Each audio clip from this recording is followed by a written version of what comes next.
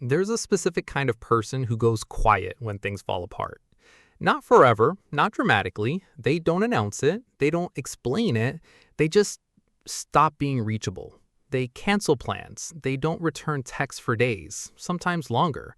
Their name disappears from group chats. You call and they don't pick up.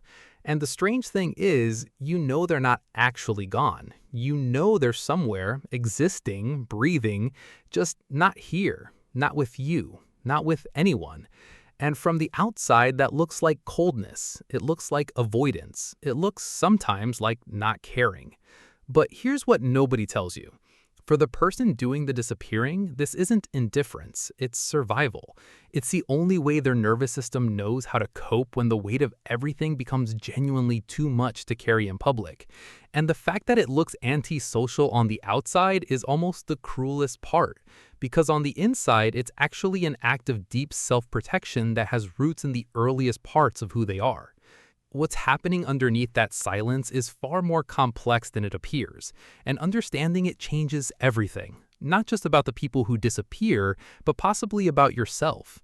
Most people assume that when someone pulls away during hard times, they're being selfish, that they can't handle intimacy, that they don't trust the people around them.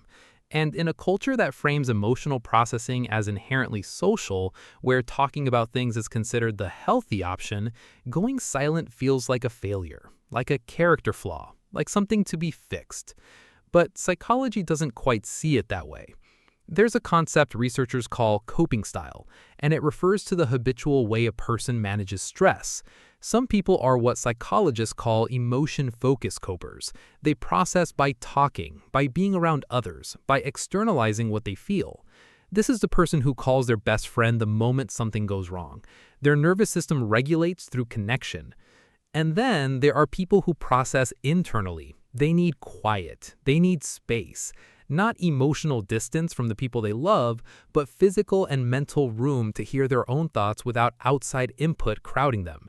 Psychologists sometimes call this an avoidant or withdrawal coping style, but that word avoidant carries more judgment than it deserves. Here's the thing. Neither style is broken. They're different nervous system responses to the same overwhelming input. One turns up the volume on social connection, the other turns it down. What matters is understanding why some people specifically need that silence and where that need came from in the first place. Here's where it gets interesting. The people who disappear during difficult times are often not doing it consciously. They're not sitting down and deciding, I will now withdraw from everyone I care about. The retreat happens almost automatically. Something gets hard, and the instinct, the immediate pre-verbal pull, is to go inward. This has a lot to do with something called attachment theory, developed by psychologist John Bowlby and later expanded by researcher Mary Ainsworth. The core idea is simple. The way we learn to manage emotional distress as very young children becomes the blueprint for how we manage it as adults. Our earliest experiences with caregivers teach us at a neurological level what emotional safety means and what to do when it isn't there. One particular attachment pattern is especially relevant here. It's called avoidant attachment, and it forms an environment where emotional expression wasn't consistently met with comfort.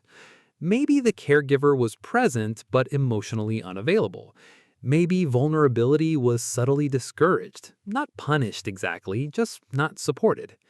The child learns over time that showing need doesn't necessarily result in need being met. And so a quiet, adaptive strategy forms. Handle it alone. Keep it inside. Don't reach out because reaching out doesn't always help. Think about what that means. The adult who vanishes during difficult times isn't pulling away because they don't need people. They're pulling away because somewhere in their earliest wiring, needing people felt uncertain.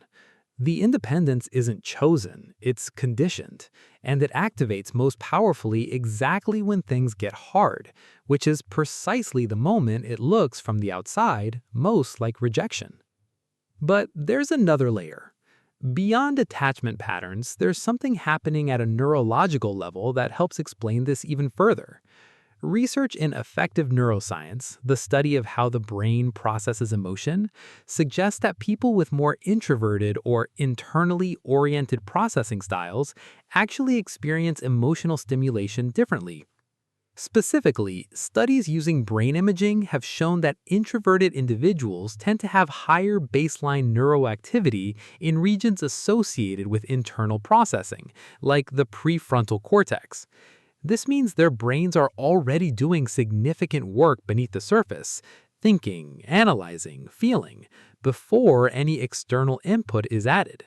So, when something emotionally heavy arrives, a loss, a conflict, a crisis, and social expectation says, talk about it, be around people, let others help, the brain of someone who already processes intensely internally hits something like overload.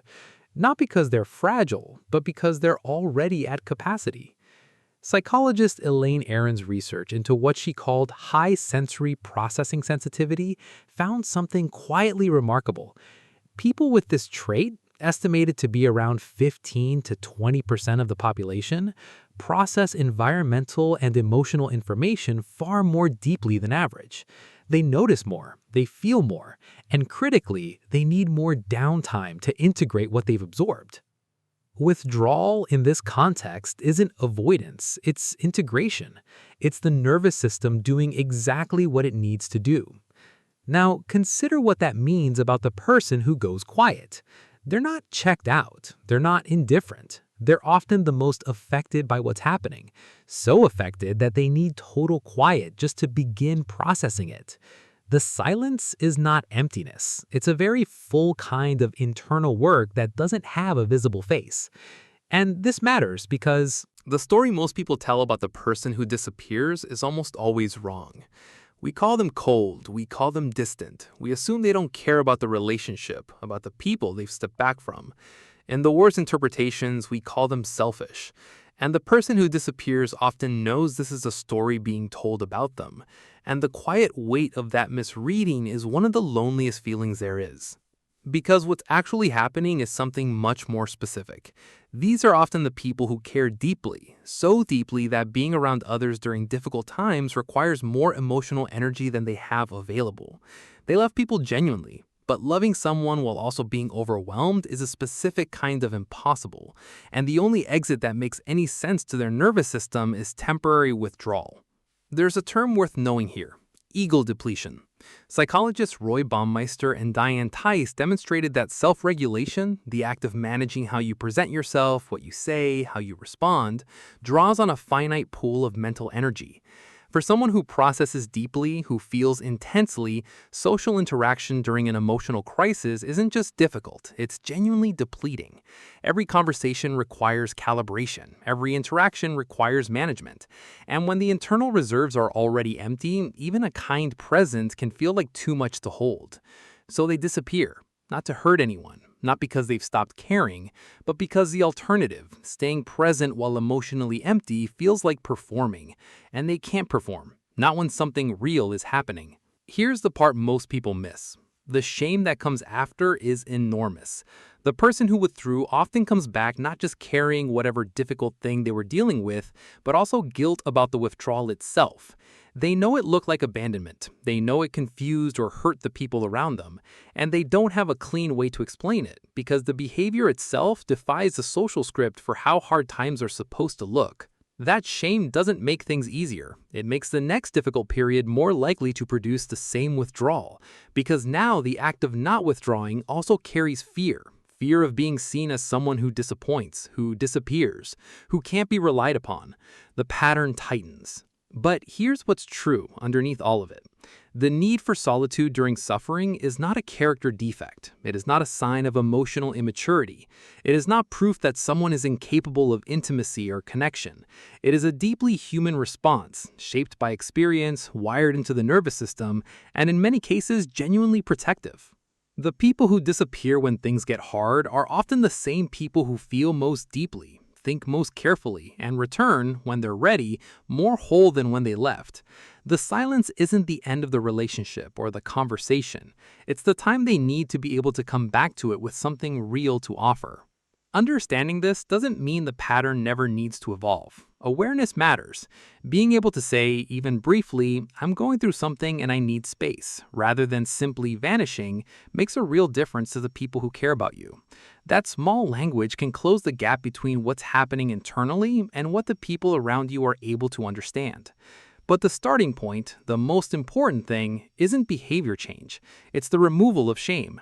It's recognizing that the way you handle hard things is not a failure of character. It is a response with a history that belongs to you, shaped long before you are old enough to choose it. You're not broken for needing quiet when things fall apart. You're not cold. You're not uncaring. You're someone whose nervous system learned a specific kind of self-reliance. And that self-reliance, even when it looks like disappearing, is its own kind of trying.